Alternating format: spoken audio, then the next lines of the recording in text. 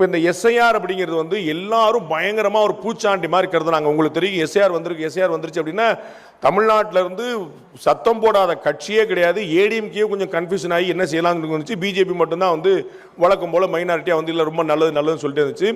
பீகாரில் எஸ்ஐஆர் வந்து சமீப காலங்களில் அறிமுகப்பட்ட திரும்பி ரீஇன்ஃபோர்ஸ் பண்ணது வந்து பீகாரில் இதே மாதிரி வந்து கிட்டத்தட்ட 66 லட்சம் பேருக்கு மேலே வந்து பெயர்கள் நீக்கப்பட்ட போது குய்யோ முறையோன்னு கத்துனாங்க. ரூலிங் பார்ட்டி திரும்ப ஆட்சிக்கு வந்துருச்சு. அந்த எஸ்ஐஆர் 66 லட்சம் பேர் போனதுல நீக்கப்பட்டதுல பிஜேபி கவர்மெண்ட் திரும்ப வந்த பிறகு ஒருத்தர் கூட வாயை திறக்கல. எத்தனை ஆயிரம் கேஸ் போட்டிருக்கணும், என் பேர் இல்லைன்னு எத்தனை லட்சம் பேர் முற்றுகையிட்டு இருக்கணும். ஆனா ஏதாவது நடந்துச்சானா எதுவுமே கிடையாது. 66 லட்சம் பேர் அங்க வந்து பீகார்ல போயிருச்சு. பிஜேபி திரும்ப ஆட்சிக்கு வந்துச்சு. தமிழ்நாட்டில் 97 லட்சம் பேர் வந்து நீக்கப்பட்டுருச்சு. 97 லட்சம் பேர் போயிருச்சு. அப்ப தமிழ்நாட்டில் வந்து நீக்கப்படுறதுக்கு முன்னாடி இந்த எஸ்ஐஆர் இம்ப்ளிமெண்ட் பண்ணும் போது எல்லாரும் குய்யோமே கத்துறாங்க. இந்த எஸ்ஐஆர் இம்ப்ளிமெண்ட் ஆன பிறகு யாருமே பேசல, அமைதியாயிட்டாங்க. ஏன்?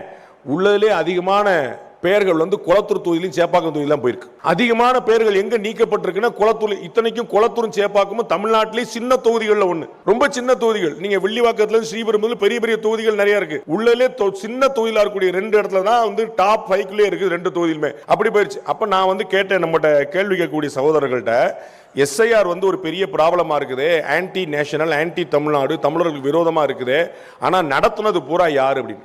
மாநில அரசு அதிகாரிகள் தான் தேர்தல் ஆணையத்தின் பிரதிநிதிகளா இருந்து நடத்துறாங்க. அப்ப சென்னையில மாநகராட்சி கமிஷனரா இருக்கக்கூடிய திரு குமரகுருபரன் ஐஏஎஸ் அவர்களுக்கு வந்து அவருக்கு தன்னுடைய பொசிஷன் தெரியாதா? அது வந்து சென்னை வந்து திமுகவுடைய கோலச்சக்கூடிய இடம் அப்படிங்கிறது தெரியாதா?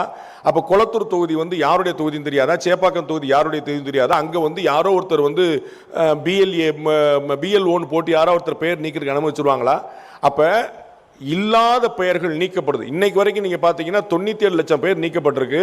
இது வரைக்கும் பேரை திரும்ப சேர்க்க சொல்லி 10 லட்சம் கூட டோட்டலா வரல. என்னுடைய பேர் நீக்கப்பட்டு சேர்க்கணும்னு சொல்லி திரும்ப வந்து ஒரு 10 லட்சம் பேர் கூட வரல.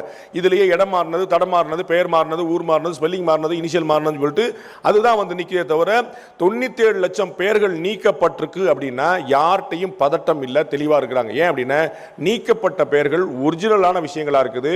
அர்ச்சனா பட்நாயக் ரொம்ப தெளிவா சொன்னாங்க, அப்ளிகேஷன் ஃபார்மை ஃபில் அப் பண்ணி கொடுத்தாலே போது நாங்கள் பேரை சேர்த்துருவோம்னு.